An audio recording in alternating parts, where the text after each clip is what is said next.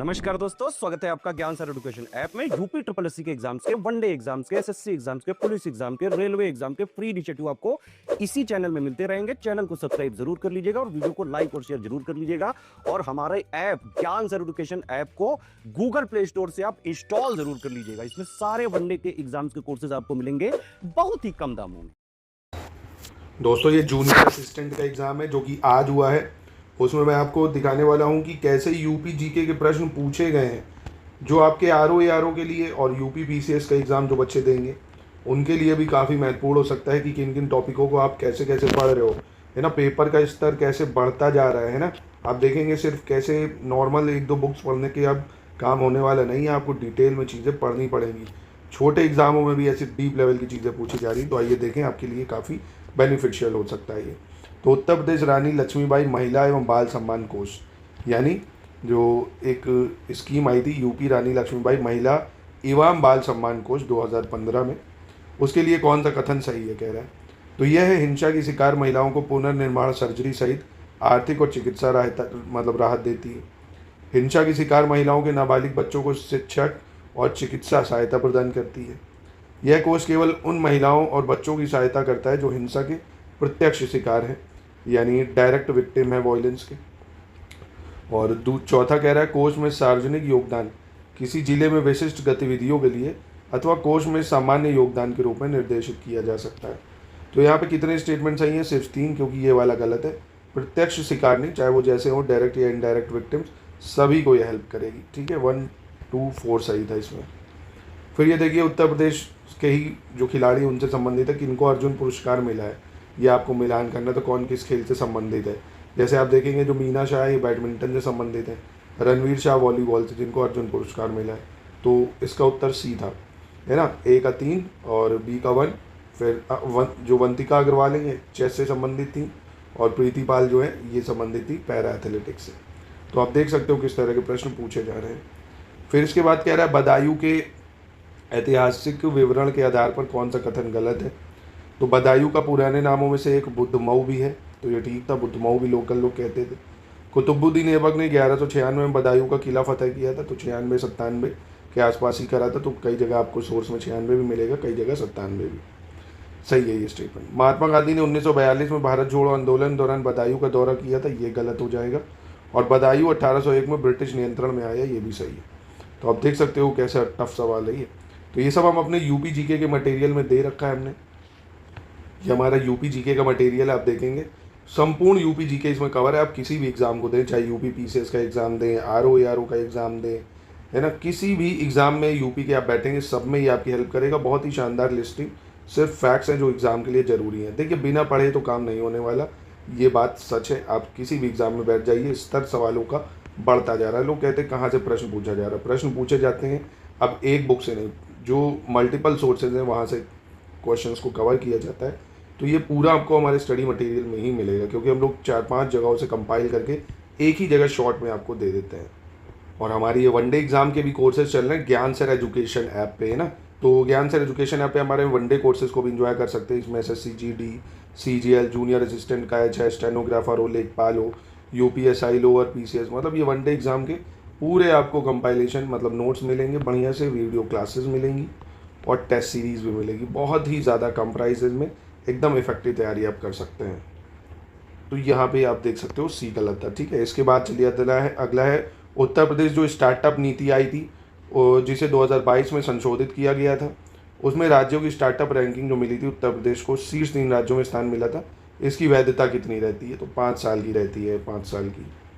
तो ये सवाल है, देखो। उसके बाद आप देखेंगे, वर्तमान उत्तर प्रदेश के प्राचीन ऐतिहासिक और सांस्कृतिक भूगोल के संदर्भ में कौन सा कथन सही है। कि भगवान बुद्ध ने पहला उपदेश कुशीनगर में दिया, गलत। सारनाथ में दिया, पता होगा आपको। कुरु, पांचाल, वत्स, विदेह मध्य देश के प्रमुख महाजनपदों में थे। पहली चीज़, विदेह 16 महाजनपद में नहीं आता है, तो ये स्टेटमेंट भी गलत हो जाएगी। सम्राट अशोक ने मध्य देश में कई लोक कल्याणकारी कार्य करे, ये सही है। पर यहाँ 3 स्टेटमेंट कोई दिख नहीं रही है, तो इसलिए ऑप्शन ई आप चूज करोगे। फिर यहाँ पे आप देखेंगे अगला प्रश्न है 1 डिस्ट्रिक्ट 1 प्रोडक्ट को लेके एक सवाल। तो ये बहुत ही कॉमन सवाल था, आप लोग कर भी चुके हो, उसको मैं बहुत बार पढ़ा चुका हूँ आपको। भदोही जैसे बहुत फेमस है कारपेट के लिए, और कन्नौज सबको पता परफ्यूम के लिए। लखनऊ चिकनकारी के लिए, मुरादाबाद मेटल क्राफ्ट, ये हो जाएगा इसका। फिर देखो सवाल आया बहुत ही बढ़िया कि उत्तर प्रदेश की कौन सी दो नदियाँ उत्तर प्रदेश में पीलीभीत टाइगर रिजर्व और दक्षिण सीमा बनाती है, पीलीभीत टाइगर रिजर्व की दक्षिण सीमा। तो ये शारदा और खखरा नदी है, शारदा और खखरा नदी दक्षिण सीमा बनाती हैं पीलीभीत टाइगर रिजर्व की। ठीक है, शारदा और खखरा आंसर था इसका।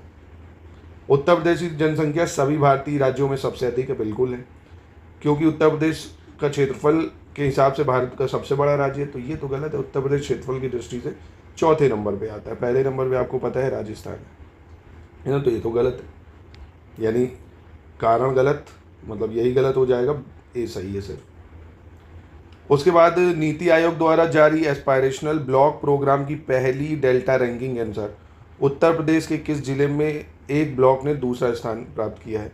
तो देखिए फर्स्ट नहीं सेकंड भी पूछ लेता है किसने दूसरा लिया है, तो टॉप 3 तो कोशिश करा करो, याद करो आप, है ना। तो कौशाम्बी को मिला है दूसरा स्थान। फिर कह रहा है उत्तर प्रदेश में जो बेरोजगारी भत्ता योजना है उसके लिए आवेदन अगर करना है तो कौन सी पात्रता सही नहीं है। तो देख ही रहे हो आप, यूपी की योजनाएं बहुत ज़रूरी हैं, है ना, पुरानी योजना, ये नहीं करंट की भी, इसीलिए हम पुरानी भी देते हैं आपको, 2012 की, 15 की, जितनी यूपी की योजनाएं ज़रूरी होती हैं, कहीं से भी मुँह उठा के प्रश्न पूछ लिया जाता है। तो जो इंपॉर्टेंट योजनाएं होती हैं हम देते हैं, उनको आप करा करो। चलो, तो उम्मीदवार को कम से कम 12वीं कक्षा उत्तीर्ण होना चाहिए, ये गलत है, सिर्फ 10th पास होना चाहिए, 10th पास होना चाहिए। और पारिवारिक जो आय है वो 3 लाख से अधिक नहीं होनी चाहिए, और बेरोजगार होना चाहिए, यानी किसी भी निजी या सरकारी नौकरी में काम नहीं कर रहे हो आप, और उम्मीदवार उत्तर प्रदेश का परमानेंट निवासी यानी स्थायी निवासी हो, है ना, ये आपके आरओ में भी काम आ सकता है। फिर है कह रहा है what is the stamp duty exemption offer to MSME in Bundelkhand and Purvanchal region UP MSME policy, यानी यूपी एमएसएमई की जो नीति आई है 2022 की, उसके अनुसार कितना स्टैम्प ड्यूटी छूट दिया गया है। तो 100% की छूट है स्टैम्प ड्यूटी में, बुंदेलखंड के विकास के लिए ये लाई गई है। फिर देखो कह रहा है स्मृतिका वॉर मेमोरियल जो युद्ध स्मारक है लखनऊ में है भाई, वो भी लखनऊ में कहाँ, कैंटोनमेंट एरिया में, जो कि इसकी आधारशिला जनरल SF जो है उनके द्वारा रखी गई थी। ठीक है, जनरल SF रोडेक्स के द्वारा, तो ए इसका सही होना चाहिए था। इसके बाद 1928 में उद्घाटन किए गए उत्तर प्रदेश के विधान भवन के मुख्य वास्तुकार के रूप में। अब आप सचिवालय जाना चाहते हो और यही नहीं पता उसको बनाया किसने, तो क्या ही फायदा, है ना। तो ये देखो इंपॉर्टेंट है, सर कौन थे, स्वीनन जैकब और हीरा सिंह, इन्होंने इसकी वास्तुकारिता यानी चीफ आर्किटेक्चर यही थे उत्तर प्रदेश विधान भवन के, स्वीनन जैकब, हीरा सिंह। पूछने के बहुत ज़्यादा चांसेस हैं आपके एग्जाम में। संत कबीरनगर जिला आधिकारिक तौर पर कह रहा है कब सृजित किया गया था, तो 1997 में सृजित किया गया था ये। अब देखो जब आपको बताया जाता है कि यूपी में भैया नए जिले कौन कौन से बने, कब बने, इनको लर्न कर लो। आप कहते हैं सर इतना दे देते हो, इतना कौन नहीं पड़ेगा, तो ना पढ़ो भैया, बैठो घर में, ना करो नौकरी, करना पड़ेगा भाई। चीज़ों को जितना हम देंगे उतना आप अगर पढ़ेंगे, गारंटीड कट ऑफ निकालने से कोई नहीं रोक सकता। पढ़िए आप, है ना, दूसरों को बहकावे मत आया करिए कि ये नहीं आएगा वो नहीं आएगा, अब कुछ भी आ सकता है।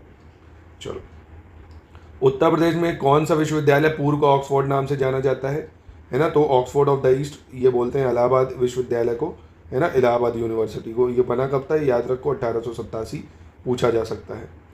इस बार आपके एग्जाम में मिलान में कौन दे दे भाई, अलीगढ़ मुस्लिम यूनिवर्सिटी, लखनऊ यूनिवर्सिटी और यूनिवर्सिटी ऑफ इलाहाबाद BHU, इसका मिलान करो। तो याद कर लो भैया, इसको 1875 में बनी थी AMU। कब बनी थी, 1875 में। लखनऊ की यूनिवर्सिटी की बात करें काफ़ी लेट बनी, 1920 में। इलाहाबाद वाली अभी आपको बता दी 1887 में, और BHU की 1916। ठीक है, तो BHU 1916 है, लखनऊ 1920 है, AMU 1875 है और इलाहाबाद 1887 है। ठीक है, फिर देखो इसके बाद कह रहा बिजली घाटे और बुनियादी ढांचे के मुद्दों को हल करने के लिए उत्तर प्रदेश किन 2 बिजली वितरण कंपनियों को प्राइवेटाइज कर रहा है, निजीकरण कर रहा है। करंट अफेयर्स का सवाल है। तो ये दक्षिणांचल विद्युत वितरण निगम और पूर्वांचल, है ना, दक्षिणांचल विद्युत निगम और पूर्वांचल को कर रहा है प्राइवेटाइज। गोरखपुर विकास प्राधिकरण की स्थापना कब हुई, गीडा की स्थापना कब हुई भैया। तो देखो ये भी पूछ लेते हैं ना कि गीडा की कब हुई, नोएडा की कब हुई, और बीडा यानी बुंदेलखंड इंडस्ट्रियल डेवलपमेंट अथॉरिटी इसकी कब हुई, पूछा जा सकता है, समय भाई पूछता है ये।